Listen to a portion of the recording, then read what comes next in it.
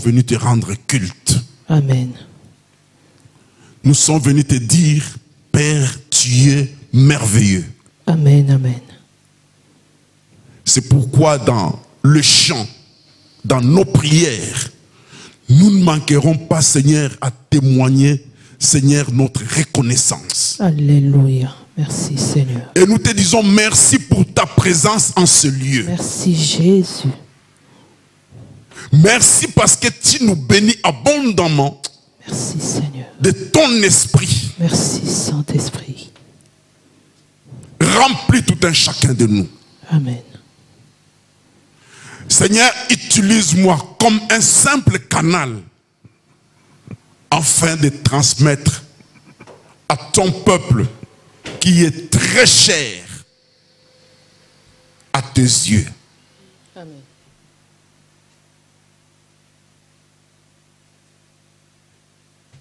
Mets ta parole, Seigneur, dans ma bouche. Amen. Que cette parole touche le cœur de tout un chacun. Même ceux qui nous suivent en ligne. Seigneur, touche. Amen. Par ton esprit, dans le nom de Jésus, que nous avons ainsi prié. Merci, Seigneur. Merci, Seigneur. Amen. Amen, amen. Merci. Amen. Merci. Merci. Amen. Lorsque l'esprit est là, il y a toujours du bon boulot. Amen. Alléluia. Amen. Que la gloire de Dieu. Je bénis le Seigneur. Et surtout, je pense à tous nos bien-aimés qui sont en voyage. Que l'Esprit de Dieu les touche là où ils sont. Je bénis aussi le Seigneur parce que l'ange de la maison, Pasteur Roch, a un déplacement pour aller prêcher à Bruges. Nous prions que l'Esprit de Dieu puisse les accompagner.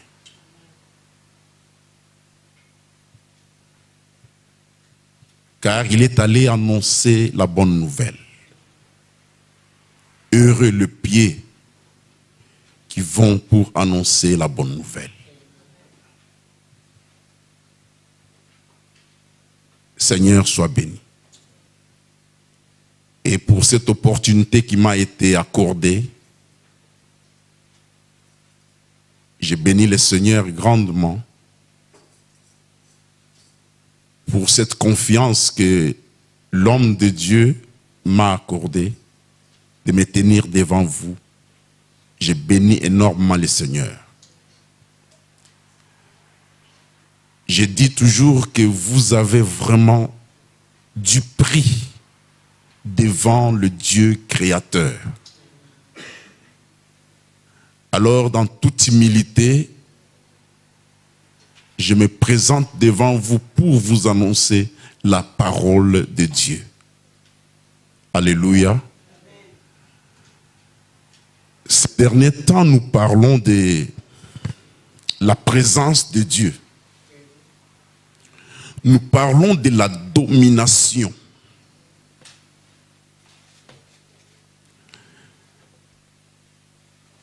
D'abord, dans mon introduction, je vais dire quelque chose. Dans mon introduction, je reviens dans le livre de Genèse. Genèse 2, verset 7, Dieu dit, l'Éternel Dieu, je vais vraiment les lire dans la Bible pour ne pas sauter quelque chose.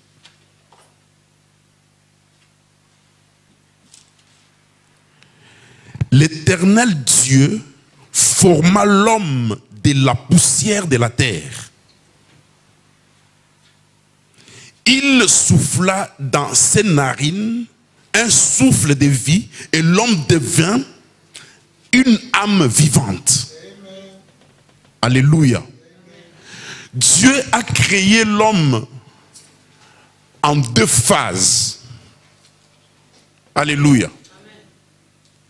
première phase, c'est-à-dire Dieu, ici, l'éternel Dieu.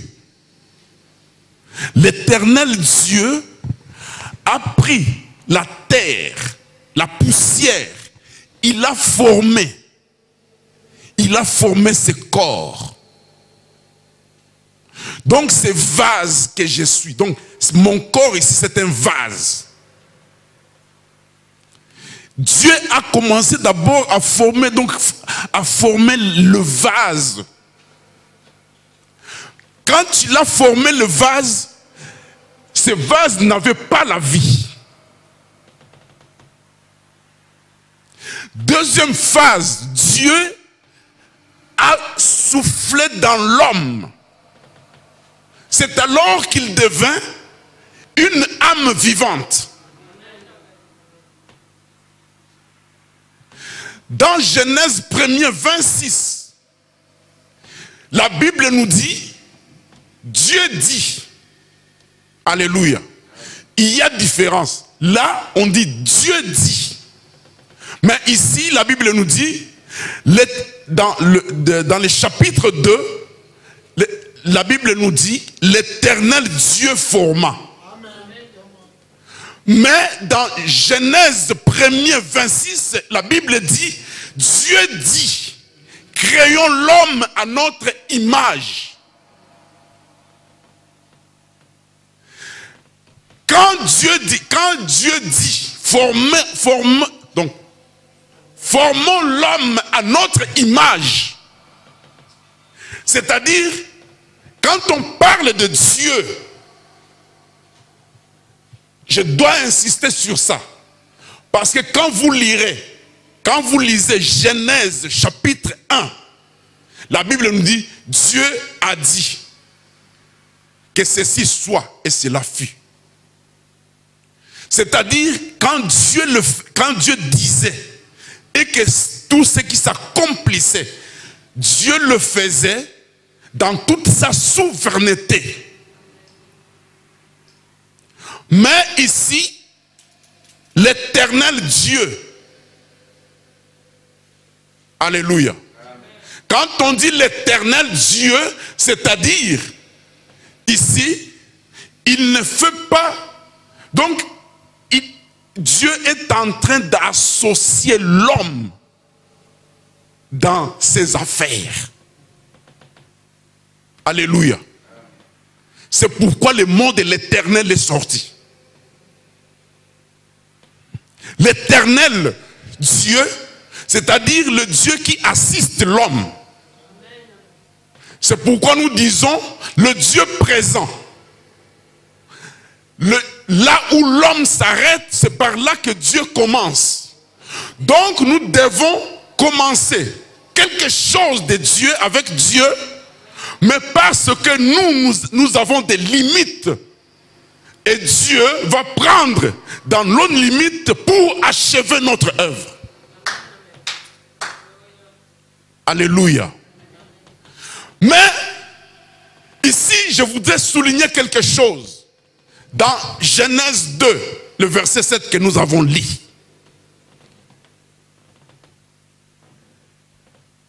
Quelle est vraiment l'image de Dieu? Est-ce la poussière que Dieu a formée, ces vases, ou c'est le souffle que Dieu a mis dans l'homme? Alléluia. Aujourd'hui, il y a un grand problème. Lorsque l'ennemi s'approcha de la femme pour lui dire, est-ce Dieu a-t-il réellement dit que vous ne mangerez pas tous les fruits du jardin? Satan aussi ne savait pas quel était le fruit que Dieu a interdit à l'homme. Il ne savait pas. Mais c'est l'homme seul qui retenait l'information. L'homme a partagé cette information avec sa femme. C'est Ève qui a dit à Satan, non, Dieu a dit, nous mangerons tous les fruits, excepté les fruits qui est au milieu du jardin. C'est par là que Satan a eu l'information que voilà l'arbre qui était interdit. Avant, il ne savait pas. Alléluia. Mais, il dit, Dieu a dit, si nous mangeons, nous allons mourir. Et Satan, comme il a eu l'information, parce que lui aussi, il avait connaissance dans beaucoup de choses. Et il dit à la femme, vous ne mourrez pas. Au contraire, vous serez comme des dieux. Oh, introduction. Mais c'est trop long. Vous, donc,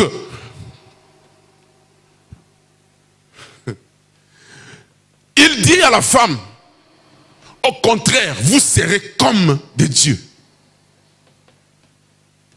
Mais vous ne mourrez pas. Quand Dieu créa l'homme, les regards de l'homme étaient focalisés sur les trésors qui étaient mis en lui. C'est-à-dire le souffle que Dieu a mis en lui. C'est là où l'homme avait son regard tourné. Il s'est focalisé sur ça. C'est ça qui est la vie. C'est là où il y a la vie. Mais alors que Satan voulait détourner la vision de l'homme. Alléluia. C'est pourquoi il lui dit, vous ne mourrez pas. Au contraire, vous serez comme Dieu. Et dès lors, à partir de ce temps-là, à partir de ces jours-là, l'homme a maintenant les regards fixés sur le vase. L'homme a les regards fixés sur l'enveloppe. L'enveloppe, c'est notre corps. Mais le contenu qui est dedans, c'est un trésor qui n'a pas de prix. Parce que là, la Bible nous dit que Dieu a soufflé dans l'homme. C'est quelque chose qui est sorti de Dieu et entré dans l'homme. C'est la chose précieuse que l'homme aujourd'hui semble même ignorer. Aujourd'hui, l'homme est focalisé sur ce qui est matériel. Il se focalise sur l'enveloppe. Parce que cette enveloppe a été bien décorée. Il y a des timbres qui sont là. Il y a des belles écritures au-dessus. Mais l'homme refuse maintenant de regarder le contenu. C'est le contenu qui a beaucoup de valeur. C'est dans le contenu qu'il y a la vie. Ce n'est pas l'enveloppe. Si on t'envoie une lettre, ce n'est pas l'enveloppe et le timbre que tu auras les informations. Mais l'information, tu l'auras dans le contenu. Alléluia. Le regard de l'homme s'est détourné. Mais la Bible nous dit quelque chose. Nous devons renaître. Parce que la chair, en ce temps-là, lorsqu'ils ont mangé les fruits, ce n'est pas le corps qui est mort, mais c'est l'âme. Alléluia. C'est pourquoi, lorsque Nicodème est venu de nuit pour voir Jésus, il lui dit, nous savons que tu es un envoyé de Dieu. Parce que ce que tu fais, Si tu n'es pas un envoyé de Dieu, tu ne sauras pas le faire.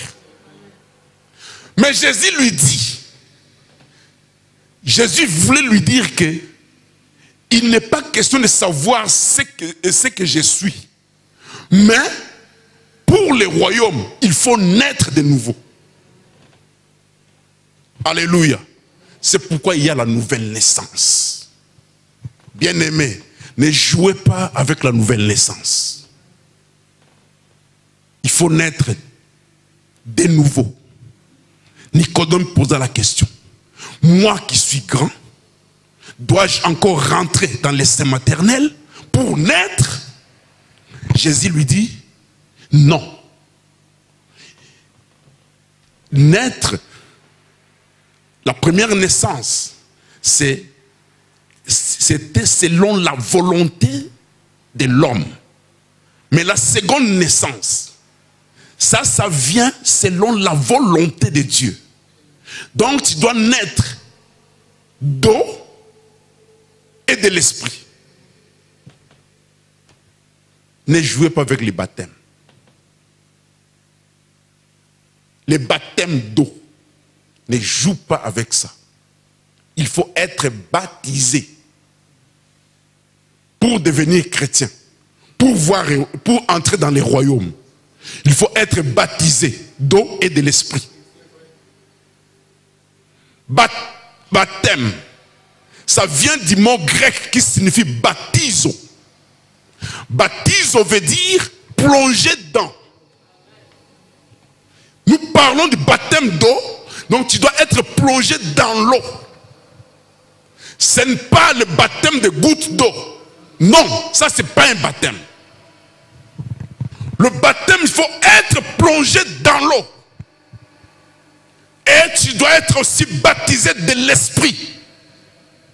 Parce que quand tu vas commencer à servir Dieu, lorsque tu l'acceptes, Ephésiens nous dit, il nous donne les gages de son esprit, les prémices de son esprit. Et à force de travailler, c'est par là que tu seras inondé de l'esprit de Dieu. Tu seras rempli de l'esprit de Dieu. Alléluia. Je parle de la présence de Dieu, la domination. Dieu, l'image de Dieu veut dire dominer, assujettir. Nous sommes créés à l'image de Dieu pour dominer. Au départ, quand Dieu a créé l'homme, il lui a confié la terre. C'est pourquoi quand Dieu fait quelque chose, quand Dieu veut faire quelque chose sur la terre, il passe par l'homme. Est-ce que vous comprenez la responsabilité que nous avons en tant qu'humains? L'ennemi ne veut pas que vous ayez cette connaissance. Il n'aime pas ça. Et vous devez avoir cette connaissance. Alors je suis dans les livres de Hébreux 5. Hébreux 5, versets 11 à 14. Et puis nous allons lire le deuxième texte dans Actes des Apôtres, chapitre 38 à 42. Pardon, qu'est-ce que je dis? Chapitre 2, Actes des Apôtres 2, versets 38 à 42.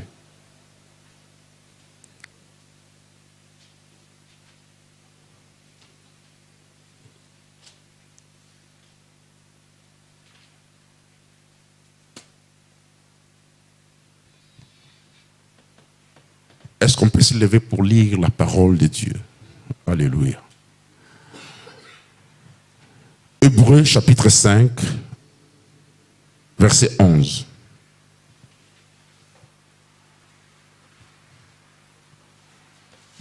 Le message commence.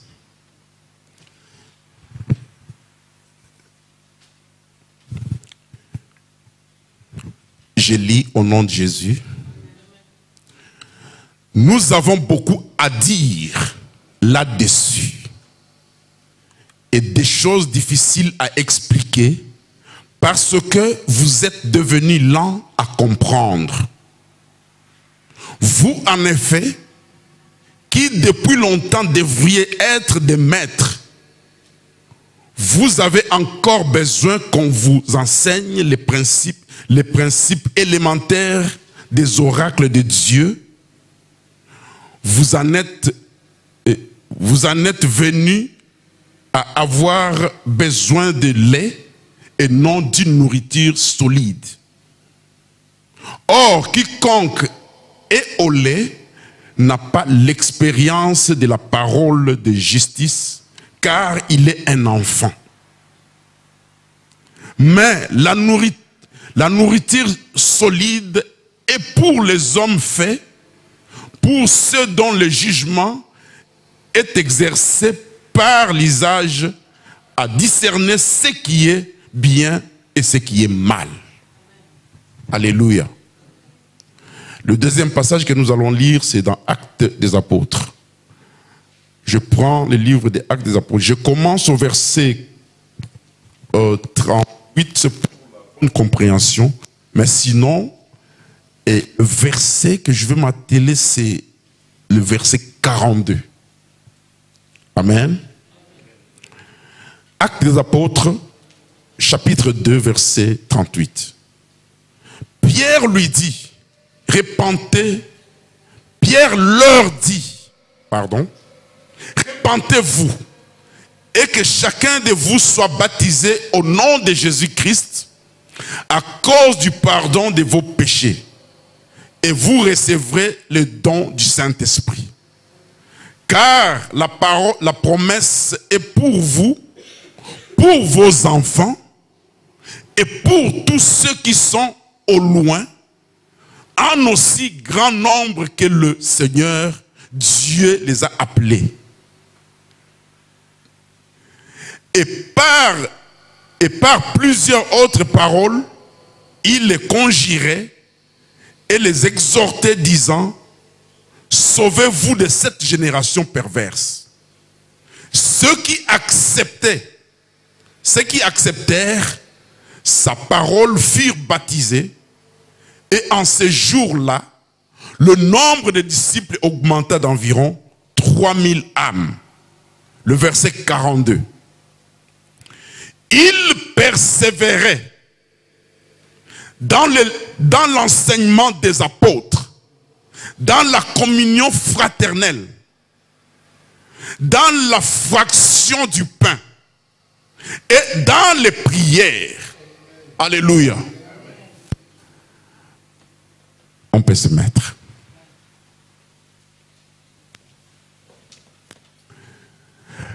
Le nombre s'augmenta, plus de 3000 âmes.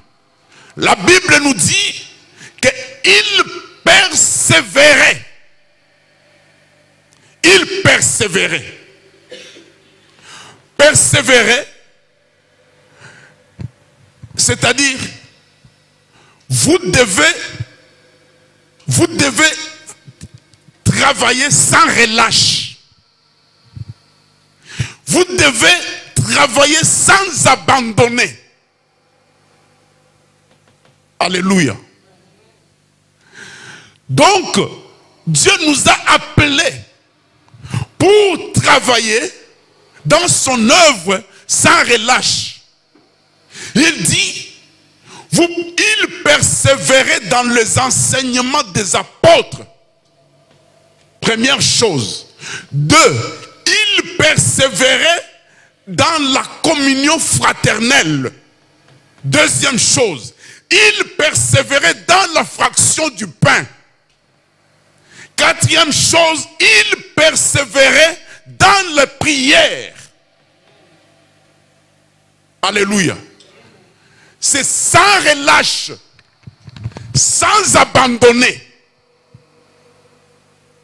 Persévérer, c'est-à-dire, quand la Bible le dit, donc nous savons que dans l'exercice dont nous sommes rentrés, il y aura il y aura des difficultés. Il y aura des épreuves. Il y aura des combats. Mais malgré toutes ces choses qui se présenteront, nous devons persévérer. Alléluia. La persévérance. Dieu ne nous appelle pas pour abandonner. Dieu ne nous appelle pas pour relâcher plus tard. Je voudrais un peu souligner quelque chose que Pasteur Béni nous a parlé.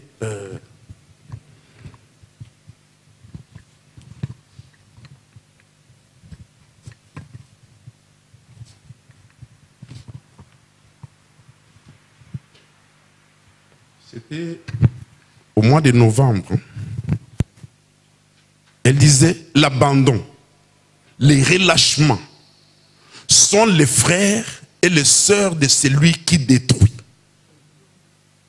Alléluia. La Bible dit, si tu détruis le temple, Dieu te détruira. Si tu abandonnes et si tu relâches, donc, c'est-à-dire tu es le même avec celui qui détruit.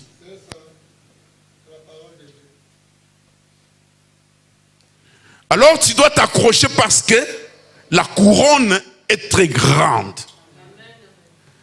La Bible nous dit que la gloire du siècle futur est plus grande que la souffrance actuelle. Alléluia. C'est pourquoi il faut s'accrocher. Je t'invite de t'accrocher. Je t'invite de persévérer. Il dit, dans les enseignements des apôtres, dans les enseignements des apôtres,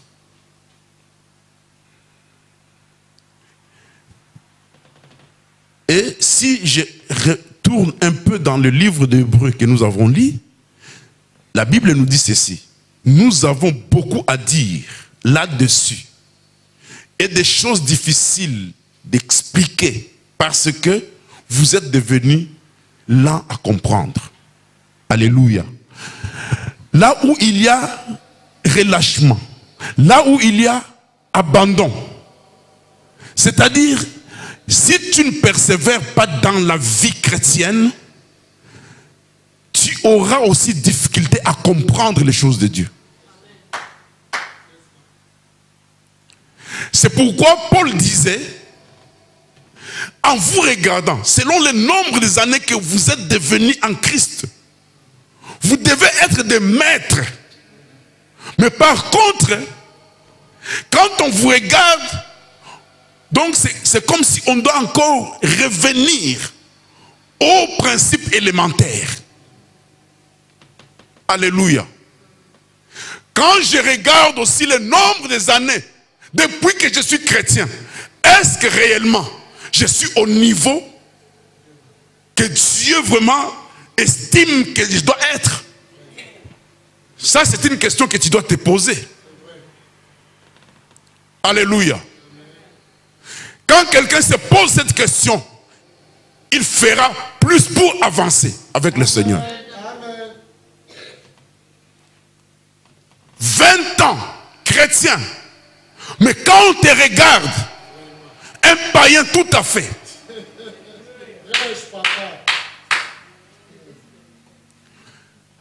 Un chrétien. La Bible dit, il persévérait dans les enseignements des apôtres.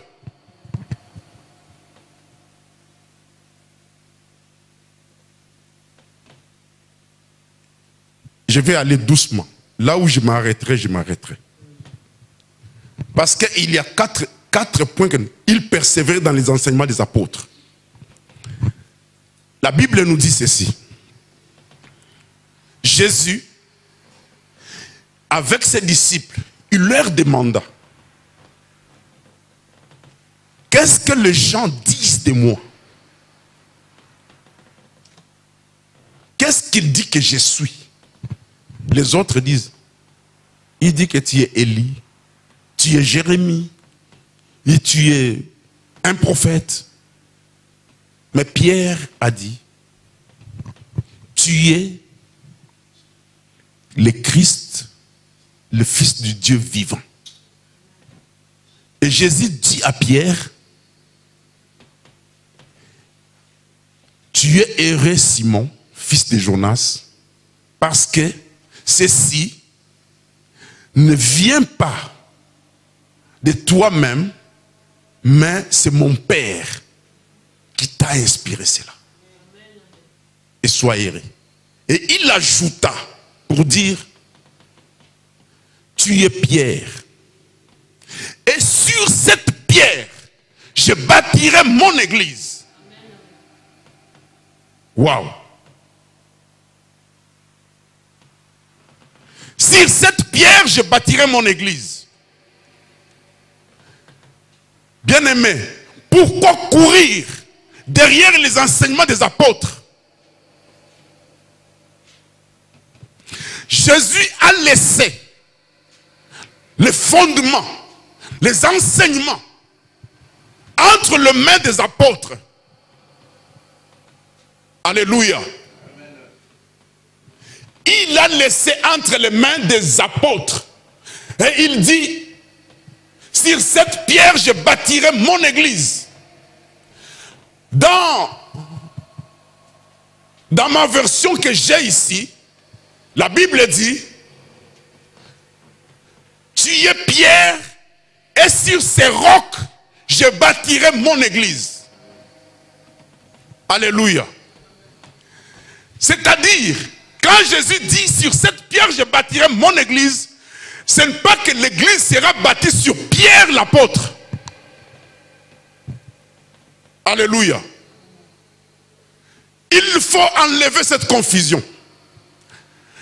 La pierre